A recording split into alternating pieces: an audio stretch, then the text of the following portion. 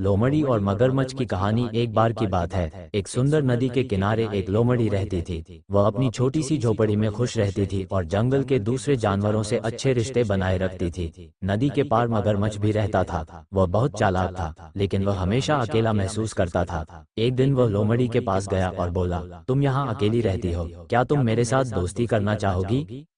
लोमड़ी ने सोचा कि यह मौका अच्छा है, क्योंकि उसे किसी नए दोस्त की जरूरत थी। उसने मगरमच्छ की बात मानी और दोनों अच्छे दोस्त बन गए। मगरमच्छ ने लोमड़ी को अपनी नदी की सैर पर ले जाने का प्रस्ताव दिया। लोमड़ी खुश हो गई और नदी के किनारे जाकर मगरमच्छ के साथ सैर करने लगी। मगर एक दिन मगरमच्छ ने सोचा, लोमड़ी बहुत बुद्धिमान है और अगर मुझे उससे मदद मिल जाए तो मैं और शक्तिशाली हो सकता हूँ। उसने चालाकी से लोमड़ी से कहा, मैं तुम्हें नदी के बीच में एक बहुत ही सुंदर जगह दिखाने ले जाता हूँ, लेकिन तुम्हें उस जगह तक पहुँचने के लिए मेरे पीठ पर बैठकर आना होगा।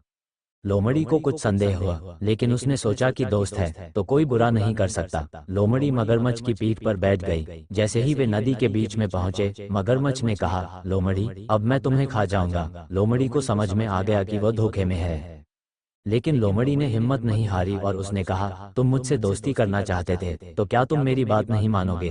तुम मुझे मारकर क्या पाओगे? मैं तो अपने घर में ही खुश रहती हूँ और मुझे कोई बहुमूल्य चीज नहीं चाहिए। मगरमच्छ को लगा कि लोमड़ी सही कह रही है। उसने फिर सोचा और आखिरकार उसने लोमड़ी को छोड़ दिया। लोमड़ी ने फिर से जंगल में अपने घर को लौटकर सीखा कि कभी भी किसी पर बिना सोच समझ के विश्वास नहीं करना चाहिए। अगर हमारी यह कहानी पसंद आई है तो हमारे YouTube चैनल राही इंस्टेंट वक्त को सब्सक्राइब करें और वीडियो को लाइक करें।